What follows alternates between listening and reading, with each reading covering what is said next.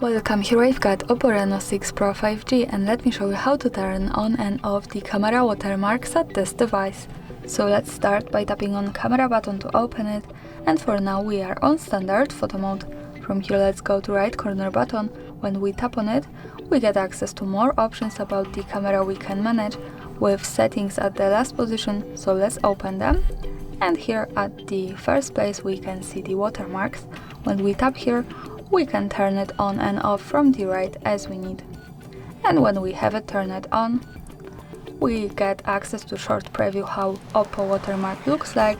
We can adjust author name, watermark information, size and watermark position. That's all, thanks for watching, subscribe our channel and leave the thumbs up.